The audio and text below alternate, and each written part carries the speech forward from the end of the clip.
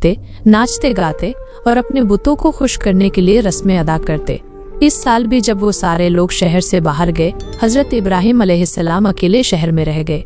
यही वो वक्त था जिसका हजरत इब्राहिम अलैहिस्सलाम को इंतजार था। वो खामोशी से बुतखाने की तरफ रवाना हुए। जब वो उस शानदार इबादतगाह में दाखिल हुए तो उन्होंने देखा कि वो जगह कीमती पर्दों, जेवरों, खुशबुओं और चमकते हुए रोशन स्तंभों से सजी हुई थी, मगर वहाँ एक भी इंसान मौजूद नहीं था, ना कोई पुजारी, ना कोई पहरेदार। हजरत इब्राहिम अलैहिस्सलाम अपने साथ थोड़ा सा खाना लाए थे।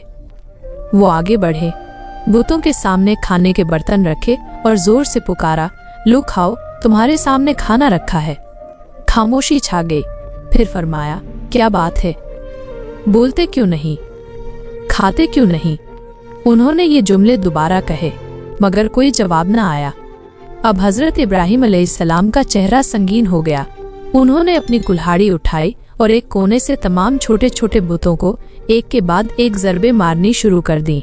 पत्थर के सर, हाथ, बाजू सब टूट टूट कर जमीन पर गिरने लगे। गर्द और धूल की लहर उठी। पूरे बुतखाने का नक्शा बदल चुका था। सिर्फ एक बड़ा बुत बचा था। हजरत इब्राहिम अलैहिस्सलाम ने उसे छोड़ दिया और अपनी कुल्हाड़ी उसी बड़े बुत के कंधे पर रख दी और फिर खामोशी से वहां से वापस लौट आए। जब बाबिल के लोग अपनी ईद मनाकर वापस लौटे और बुतखाने का दरवाजा खोला तो उनकी चीखें निकल पड़ी। हर तरफ बुत टूटे पड़े थे जिन्हें वो सालों से पूजते आ रहे थे। आज उन्हीं के टुकड़े जमीन पर बिखरे हुए थे। लोग रोने लगे, चिल्लाने लगे और गुस्से से पागल हो गए। ये किसने किया है? किसी ने गुस्से में चिल्लाकर पूछा। एक ने कहा, एक नौजवान है इब्राहिम, वो इन बुतों के खिलाफ बातें करता है, मुमकिन है यही उसी का काम हो। फौरन हजरत इब्राहिम अलैहिस्सलाम को बुलवाया गया। जब वो आए तो लोगों ने पूछा, क्या तुमने हमारे माबूदों के साथ ये सब किया है?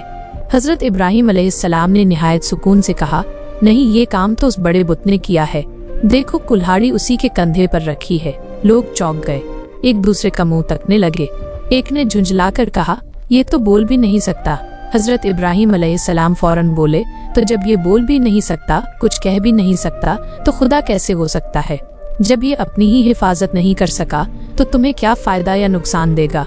जब ये तुम्हारी दुआओं का जवाब भी नहीं दे सकता तो इसे माबूद मानने का क्या दुख है? ये अल्फाज लोगों के दिलों पर बिजली की तरह गिरे। कुछ के चेहरे शर्म से झुक गए, कुछ सोच में पड़ गए, मगर नमरूद के एजेंटों को ये सच्चाई बर्दाश्त नहीं हुई। उनमें से एक शख्स चिल्लाकर बोला, इब्राहिम ने हमारे माबूदों का सत्यानाश किया है और अगर आज हमने इसे छोड़ दिया तो कल ये हमारा पूरा मजहब मिटा देगा। फिर उसने ऐलान किया, इब्राहिम की सजा सिर्फ एक है, उसे जिंदा आग में जला दिया जाए। जब ये खबर नमरूद तक पहुंची तो वो गुस्से से कांप उठा। उसने फौरन तमाम रियाया में मुनादी करवा दी, जो हमारे माबूदों की तौहीन करेगा उसे जिंदा आग में जला दिया जाएगा। ईंधन जमा करो और जो भी लकड़ियां देगा उसकी मुरादें पूरी होंगी। शहर की गलियों में लकड़ियां जमा होने लगी। बूढ़े, जवान, औरतें, बच्चे सब लकड़ियां लाने लगे।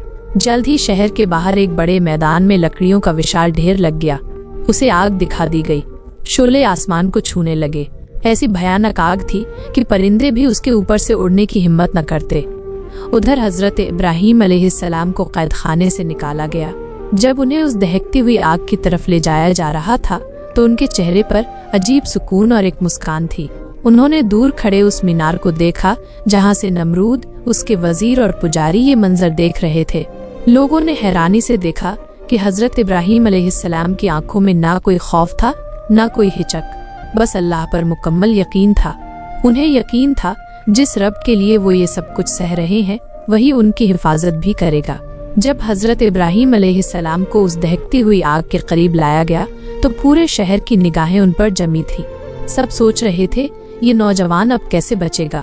लोग दम साधे खड़े थे और आग की शिद्दत इतनी थी कि मीलों दूर तक उसकी तपिश महसूस की जा सकती थी। अब एक समस्या थी, इतनी भयंकर आग के पास कोई जा ही नहीं सकता था, तो फिर हजरत इब्राहिम अलैहिस्सलाम को उसमें कैसे डाला जाए? हजरत इब्राहिम अलैहिस्सलाम और आग का चमत्कार। शैतान ने लोगों के दिलों में एक विशाल गुलेल, जिसे मंजनीक कहते हैं, बनाने का विचार डाला। लोगों ने मंजनीक तैयार की और हजरत इब्राहिम अलैहिस्सलाम को रस्सियों से बांधकर उस पर रख दिया। जैसे ही उन्हें मंजनीक से बांधा गया, जमीन बेचैन हो उठी और अपने रब से फरियाद की, ऐ मेरे रब, इस वक्त जमीन पर इब्राहिम के सिवा कोई तेरा सच्चा बंदा नहीं है, क्या तू राजी है कि इसे ये लोग जला डालें? आसमानों के फरिश्ते भी बेचैन हो गए और उन्होंने अर्ज किया, ऐ परवरदिगार, क्या तेरा वो वफादार बंदा जला दिया जाएगा जो आज तेरी इबादत में अकेला है? अल्लाह ताला ने फरमाया, अगर मेरा बंदा मुझसे मदद मांगेगा तो मैं जरूर उसकी मदद करूंगा। मंजनीक चल पड़ी और हजरत इब्राहिम अलैहिस्सलाम फिजा आकाश में उछाल दिए गए। वो हवा में थे और नीचे धधकती हुई आग थी।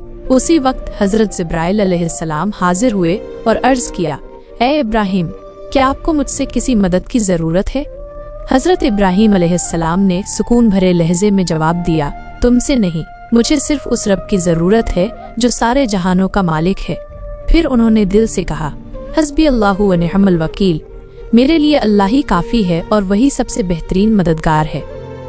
उसी लम्हे अल्लाह ताला ने आग को हुक्म दिया, या नारु कुनी बरदम व सलामून अला इब्राहिम, ए आग, इब्राहिम के लिए ठंडी और सलामती वाली बन जा। तुरंत आग की गर्मी खत्म हो गई।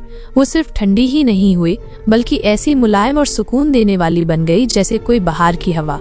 हजरत इब्राहिम अलैहिस्सलाम के चारों तरफ फूल खिल उठे और वो आग के बीच बैठकर अल्लाह की हम्दो सना प्रशंसा करने लगे।